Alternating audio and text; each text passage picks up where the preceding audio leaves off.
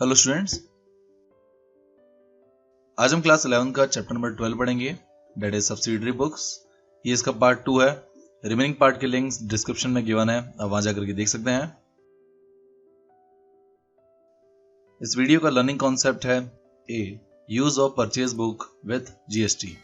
Part number 1 में हमने purchase book का यूज विदाउट जीएसटी के सीखा था। इस वीडियो में आज हम परचेज बुक का यूज विथ जीएसटी सीखेंगे। सबसे पहले हम परचेज बुक विद जीएसटी का फॉर्मेट देखते हैं।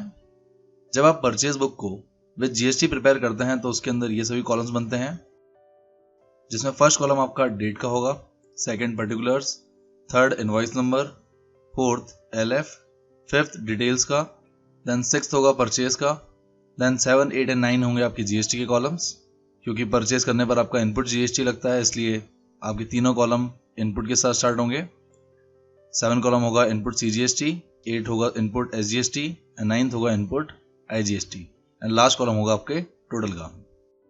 ट्रांजेक्शन को रिकॉर्ड करने के लिए सबसे पहले हम डेट कॉलम में डेट लिखेंगे। एग्जांपल के लिए 2020 अप्रैल 1 में आप ट्रांजेक्शन को रिकॉर्ड कर रहे हैं। देन आप पर्टिकुलर्स में सबसे पहले सप्लायर का नाम लिखेंगे। देन सप्लायर के नाम के बाद आप उसके सामने इनवॉइस नंबर लिखेंगे अगर आपको क्वेश्चन में गिवन होगा तो। उसके बाद सप्लायर से आपने जो भी चीज़ें परचेज की है उसकी डिटेल लिखेंगे, जिसे हम प्रोडक्ट डिटेल्स कहेंगे, जिसका अमाउंट आपका डिटेल कॉलम में आएगा। देन सभी प्रोडक्ट की टोटल करने के बाद आप ट्रेड डिस्काउंट को लेस करेंगे अगर आपको क्वेश्चन में गिवन होगा। ट्रेड डिस्काउंट को लेस करने के बाद जो अमाउंट आता है आपका, उसमें आप जीएसटी को ऐड करेंगे। आपका ट्रांजेक्शन अगर विद इन स्टेट है तो आप सीजीएसटी एंड एसजीएसटी लगाएंगे, और अगर आउटसाइड स्टेट है तो आप आईजीएसटी को लगाएंगे। एंड देन आप सभी का टोटल करेंगे। टोटल करने के बाद आप इन अमाउंट्स को अलग अलग कॉलम्स में पुट करेंगे। ट्रेड डिस्काउंट लेस करने के बाद जो अमाउंट आएगा उसे आप परचेज कॉलम में लिखेंगे। सीजीएसटी, एसजीएसटी एंड आईजीएसटी के जो भी अमाउंट होंगे अकॉर्डिंग टू ट्रांजेक्शन, उसको आप जीएसटी के कॉलम में लिखेंगे। एंड देन टोटल कॉलम में आप वही अमाउंट लिखेंगे जो आपने डिटेल्स कॉलम में सबसे एंड में लिखा है। इसी तरह आप सभी ट्रांजेक्शन को परचेज बुक विद जीएसटी में रिकॉर्ड करेंगे।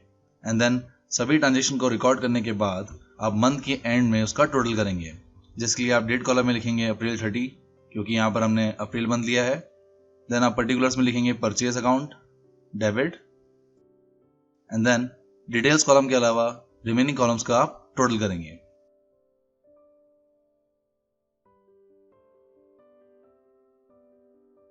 और इस तरह आपकी परचेज बुक कंप्लीट होगी।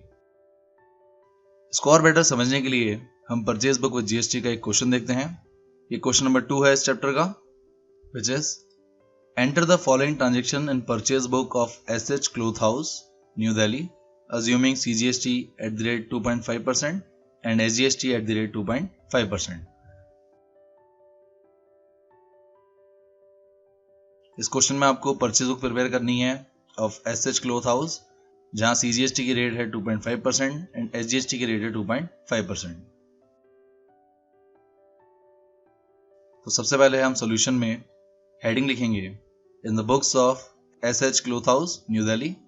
देन आप परचेज बुक लिखेंगे एंड देन परचेज बुक का फॉर्मेट बनाएंगे। फॉर्मेट को प्रिपेयर करने के बाद आप सभी ट्रांजेक्शन को रिकॉर्ड करेंगे। सबसे पहले आपका फर्स्ट ट्रांजेक्शन है Jan 3 का, जहां आप राधा कृष्णा एंड सन से परचेज कर रहे हैं गुड्स को, जो न्यू दिल्ली में बेस्ड है, जहां इनवॉइस नंबर है 305। तो आप डेट कॉलम में लिखेंगे 2020 Jan 3, पर्टिकुलर्स में सप्लायर का नाम लिखेंगे Radha Krishna and sons New Delhi, and invoice number में आप इनवॉइस नंबर लिखेंगे 305। देन आप प्रोडक्ट की डिटेल को लिखेंगे। आपने यहाँ पर 100 metre cotton cloth at the rate 200 per metre के अकॉर्डिंग परचेज किया है, and 80 metre woollen cloth at the rate 500 per metre के अकॉर्डिंग परचेज किया है। तो सेम डिटेल को आप इसी तरह पर्टिकुलर्स में लिखेंगे। पर्टिकुलर्स कॉलम में लिखने के बाद आप अमाउंट को लिखेंगे। डिटेल कॉलम में आप 100 मीटर कॉटन को मल्टीप्लाई करेंगे 200 पर मीटर से, जिससे अमाउंट आएगा 20,000, एंड 80 मीटर वुलन क्लॉथ को मल्टीप्लाई करेंगे 500 पर मीटर से, जिससे अमाउंट आएगा 40,000, एंड देन आप डिटेल कॉलम में इसका टोटल करेंगे विच इज 60,000। देन नेक्स्ट आपको क्वेश्चन में ट्रेड डिस्काउंट गिवन है एट द रेट 20%, तो इसको आप लेस करेंगे। अब पर्टिकुलर्स में लिखेंगे less trade discount at the rate 20%। 60,000 का 20% होता है 12,000। लेस करने से आपका अमाउंट आएगा 48,000 एंड देन इस 48,000 में आप जीएसटी को ऐड करेंगे। क्योंकि ये ट्रांजेक्शन आपका विद इन स्टेट है, यानी ये ट्रांजेक्शन आप न्यू दिल्ली में ही कर रहे हैं, इसलिए इस अमाउंट में आप सीजीएसटी एंड एसजीएसटी दोनों को जोड़ेंगे। यहाँ सीजीएसटी एंड एसजीएसटी की रेट है 2.5% एंड 48,000 का 2.5% होता है 1200। देन इसका आप टोटल करेंगे विच इज 50,400 एंड देन आप परचेज कॉलम में लिखेंगे 48,000। ये वो अमाउंट है जो ट्रेड डिस्काउंट लेस करने के बाद आया है।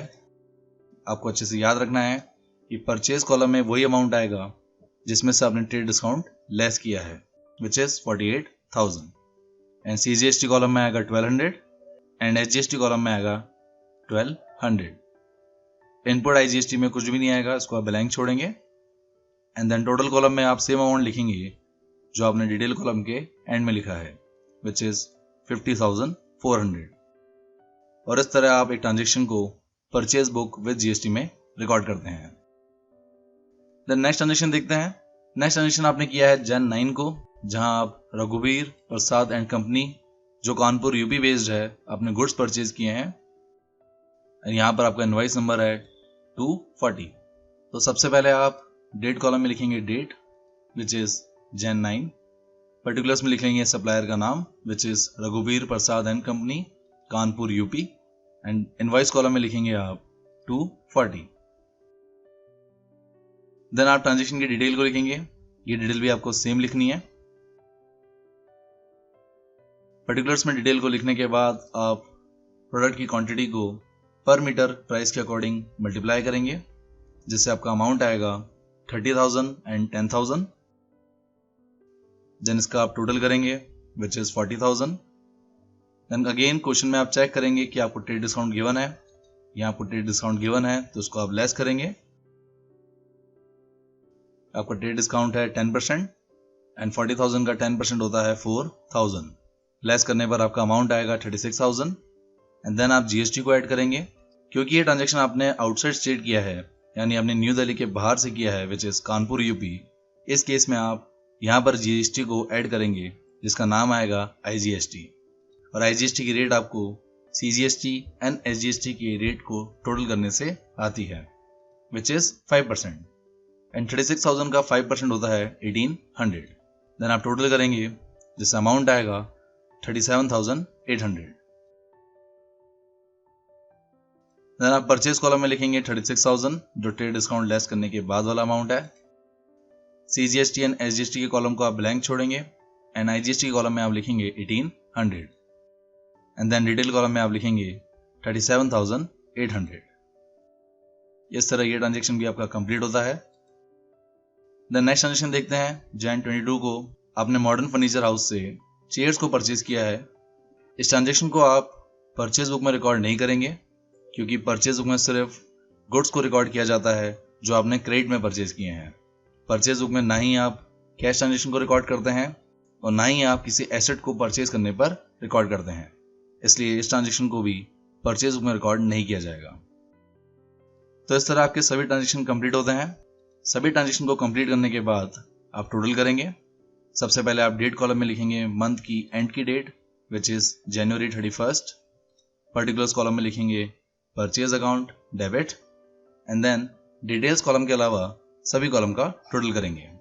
आपके परचेज कॉलम का टोटल है 84,000, सीजीएसटी का टोटल है 1200, एसजीएसटी का टोटल है 1200 एंड आईजीएसटी कॉलम का टोटल है 1,800 एंड लास्ट कॉलम का टोटल है 88,200 और इस तरह आपकी purchase book with GST complete होती है।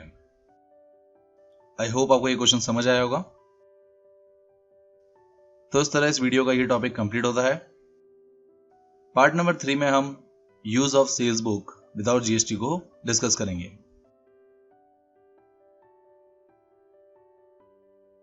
सो thank you guys for watching this video. अगर ये वीडियो अच्छा लगे तो लाइक कीजिए। For more videos subscribe my channel success eat. अब इस चैप्टर की नोट्स के लिए मुझे व्हाट्सएप पर कांटेक्ट कर सकते हैं।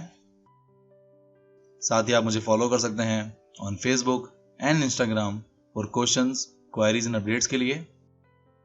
and click on bell icon for daily updates. Thank you.